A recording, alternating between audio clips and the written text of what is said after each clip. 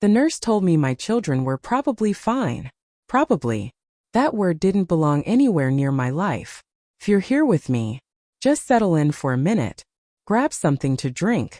Because this isn't a story that moves fast. It tightens. I was still hooked to N4 when my phone lit up. 9 missed calls. Not from family. From someone who had no reason to be calling me at all. That's when I knew something had already gone wrong. I called back. She answered immediately. Voice low. Controlled. Your boys are with me. Not I picked them up. Not they're okay. Just with me. I sat up too fast. Pain shot through my chest. Didn't matter. Why? I asked. A pause. The front door was locked, she said. And they were sitting on the steps. Steps. Not inside. Not supervised. Outside. Alone. I closed my eyes. I had left them somewhere safe. I knew I had. I remember every detail of that morning. Because I always remember everything. That's what happens when you grow up being the one who has to think ahead. Who has to plan. Who has to manage. I had a procedure scheduled. Nothing dramatic. Nothing life-threatening. Just something I couldn't reschedule anymore. For hours. That's all I needed. For hours of someone else being responsible. So I called the only people I thought I could trust. My parents. And they said yes. Of course they did. They always say yes. That wasn't the problem. The problem was, they never meant it. And I didn't understand that yet. Not fully. Not in a way that would change anything. Not until I heard what came next on that phone call. Because the woman who had my children, she said one more thing. Quiet. Careful. Like she wasn't sure I was ready to hear it. They'd been there a while. And that's when everything I thought I knew started to come apart. Because that meant this wasn't a mistake. It was a decision. And I still didn't know why. Not yet, but I was about to find out. Exactly how little I mattered in my own family. And what that really costs you. Especially when you don't notice it. Until your children are the ones paying for it. I dropped them off at 7:10 that morning. I remember the time because I checked it twice. That's who I am. Precise. Prepared. Predictable. My older son Ethan didn't want to get out of the car. He hesitated. Hand still on the door. Do we have to stay here? He asked. That should have been my first warning. But it wasn't unusual. Kids sense things. Even when you've trained yourself not to. You'll be fine, I told him. Because that's what I'd always been told. You'll be fine. My mother opened the door before I even knocked. Smile ready. Voice warm. Like everything was exactly how it should be. Come in, sweetheart. Sweetheart. She only used that tone when she wanted something to feel easy. Effortless. Controlled. My father was in the living room. Muted TV. Coffee untouched. He nodded. That was his version of presence. I handed over the bag. Extra clothes. Snacks. Emergency contacts. Everything labeled. Everything organized. Because if something went wrong, it wouldn't be because I didn't prepare. My younger son Noah clung to my sleeve. Hard. Stay, he said. One word. Soft. But it landed heavy. I'll be back before dinner, I told him. That part was true. What I didn't know was that I'd be coming back to something completely different. My mother took the bag, set it on the counter, barely looked inside. That's when I noticed her phone. Face down. Too deliberate. Like she didn't want me to see something. Everything's handled, she said. Handled. That word again. I nodded. Because that's what I always did. Accepted. Trusted. Moved on. I kissed both boys. Left. Drove to the clinic. And somewhere between parking and check-in, I let myself believe they were safe. That everything was under control. That this time, it would be different. But it wasn't. Because while I was lying on that table, completely unaware, a message came in on her phone. And this time, she didn't ignore it. The call with my mother lasted less than 2 minutes. But I remember every second of it. Because she never once sounded worried. Not once. Hi, honey, she said. Like it was a normal day. Like nothing had happened. Where are my kids? I asked. Straight to it. No room for anything else. There was a pause. Small. Measured. I'd heard it my whole life. The pause where she decides what version of the truth to give. They're fine, she said. Fine. Another useless word. They were outside, I said. I know. Just like that. No apology. No explanation. Just acknowledgement. That's when something shifted in me. Because this wasn't confusion. She knew. Why? I asked. And that's when she said it. Calm. Almost irritated. We had to step out. Step out. My grip tightened on the phone. For how long? Not long. Not long. Everything vague. Everything minimized. Like time didn't matter. Like context didn't matter. Like two children alone outside. Was just a small detail. Where did you go? I asked. Another pause. Then, your sister needed us. Of course she did. She always did. But this time, I didn't let it slide. For what? Silence. Then a sigh. The kind that says you're being difficult. She had an appointment. That was it. That was the reason. An appointment. And suddenly, everything made sense. Not just that day. All of it. Every time I was overlooked. Every time I was told to wait. Every time I was the one who understood. Because I didn't need as much. Because I didn't ask. Because I handled things. And in that moment, lying in a hospital bed, I realized something I should have understood years ago. I wasn't the reliable one. I was the expendable one. And now, my kids had been placed in that same position, without me even seeing it happen. That's when I stopped asking questions, because I already had my answer. And what I was about to do next wasn't going to be emotional. It was going to be permanent. I didn't confront them right away. That would have been easy. Emotional. Predictable. And they knew how to handle that version of me. I'd given it to them before. Instead, I went quiet. And that's when everything changed. Fear's still here. Stay with me. Because this part matters more than the rest. Silence makes people reveal things. They start filling it. Explaining. Defending. Exposing. By the time I got home, I already had 3 voicemails. My mother. Tone shifting each time. Light. Then concerned. Then irritated. My sister texted. You're overreacting. Of course I was. I always was. Whenever I stopped playing my role, I didn't respond. Instead, I checked something else. Her social media. And there it was. Time-stamped. Clear. Undeniable. A photo. Fresh hair. Perfect lighting. Big smile. Caption. Last-minute save. Couldn't have done it without her. Her. My mother. I scrolled further. Another post. Same day. Same time frame. Coffee. Relaxed. Happy. While my children were sitting on steps. Waiting. I didn't feel angry. Not yet. Just clear. For the first time in years. Everything aligned. The pattern. The priorities. The truth. And once you see it, you can't unsee it.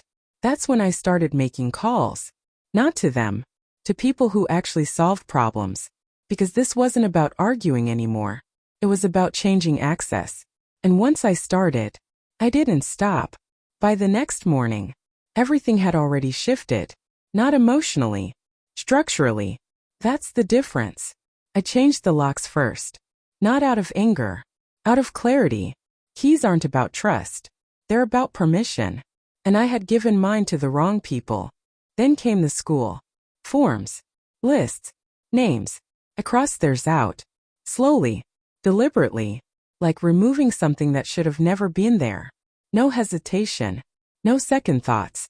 Just done. That's when it hit me. How easy it was.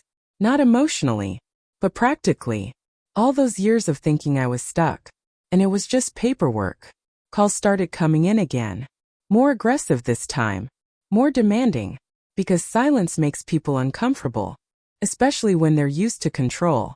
I listened to every message. Not to respond, but to understand. And every single one confirmed the same thing. They weren't sorry. They were inconvenienced. That distinction matters. A lot. Because one leads to change. The other leads to repetition. And I wasn't interested in repeating anything. Not anymore. Because this time, it wasn't just about me.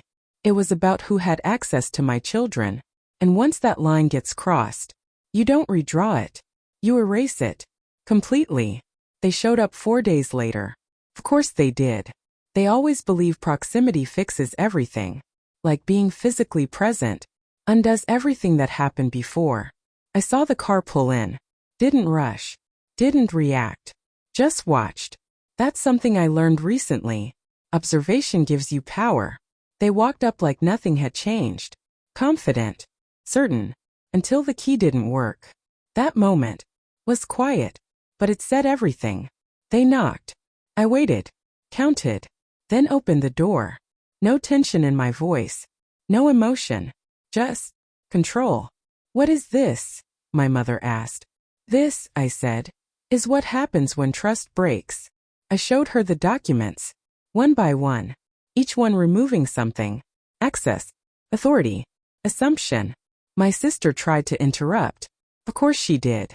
But this time, I didn't engage. Because I finally understood something important. You don't argue with people who benefit from misunderstanding you. You change the conditions instead. That's what I had done. And they could feel it. Not emotionally. Practically. They had no leverage anymore. No access. No control. And for the first time, they didn't know what to do. They tried everything. Guilt. History. Family. All the usual tools. But none of them worked. Because those only work when you're still seeking approval. And I wasn't. Not anymore. My father said, "You don't do this to family." And I almost laughed. Because that's exactly what they had done. For years. Just quieter. More subtle. More acceptable. Until it wasn't. My sister said. It was just a few hours. Just. That word again. Minimizing something that should never be minimized. I didn't argue. I didn't defend. I just repeated one sentence. They were alone. That's it. Nothing else needed to be said. Because everything else was noise. And once you stop responding to noise, it loses power. They stood there longer than I expected. Waiting. Hoping I'd soften. Revert. Return to the version of me they understood. But that version was gone. And I didn't explain it. I just showed them. By closing the door. Calmly. Finally. The house didn't feel quiet. Not the kind of quiet that echoes. Not the kind that makes you check your phone. It felt settled. Like something had finally stopped shifting under my feet. That was new. The first few days after they showed up, I kept expecting something. Another call. Another message. Another attempt to force things back to normal. Because that's how it had always worked. Something would happen. I'd react. They'd minimize it. And eventually, I'd fold. But this time, I didn't. And that changed everything. The messages slowed down. Not immediately. First they came faster. More emotional. More urgent. My mother switched tones again. Concern. Guilt. Then anger. "After everything we've done for you." That line. It used to work. It used to make me pause. Recalculate. Second-guess myself. But this time, I noticed something. She never mentioned the kids. Not once. Not directly. It was always about her. Her feelings. Her position. Her version of events. That's when it fully clicked. This was never about what happened. It was about losing control of the story. And for the first time, I wasn't participating in it. A week passed. Then two. The silence stretched. And instead of feeling uncomfortable, felt clean. Structured. Predictable in a way my life had never been before. Ethan stopped asking questions first. He's observant. Always has been. He didn't need explanations. He needed consistency. And once he had it, he adjusted. Noah took longer. Bedtime questions. Small ones. "Are we going there again? Will Grandma come here?" I never over-explained. Kept it simple. Not right now. Because children don't need full stories. They need stability. And for the first time, I could give them that without interruption. Without uncertainty. Without waiting on someone else to show up. Or not. Marcus noticed it too. Not in what I said. But in what I stopped doing. I wasn't checking my phone constantly. I wasn't anticipating problems. I wasn't managing things that weren't mine to manage. One night, He said it quietly. You're different. I didn't answer right away. 'Cause I was. But not in the way people think. I wasn't stronger. I wasn't tougher. I was just clear. Clear about what mattered. Clear about what didn't. Clear about what I would never allow again. And that kind of clarity, it removes a lot of noise. 3 weeks later, I found something I hadn't expected. Relief. Not loud. Not dramatic. Just steady. Like breathing without tension in your chest. Like sitting at your own table and knowing exactly who belongs there. 4 plates. Every night. No extras. No maybes. No we'll see if they show up. Just certainty. And that's when I understood something I wish I had learned years ago. Boundaries don't destroy relationships. They reveal them. They show you what was real and what was only working because you kept allowing it. I didn't lose my family that week. I saw them clearly for the first time.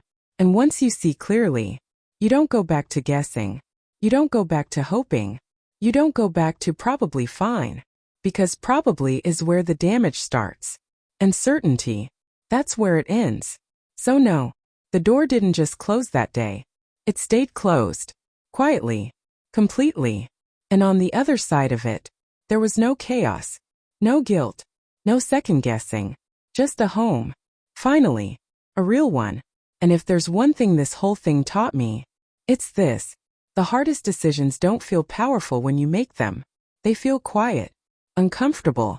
Almost too simple. Until one day, you realize your life isn't heavy anymore. And you didn't fix anyone else to get there. You just stopped giving access to people who were never holding it responsibly. And that shift, that small silent shift, changes everything. Because peace isn't something you find. It's something you protect. And sometimes, that starts with a lock that no longer opens. For the wrong people.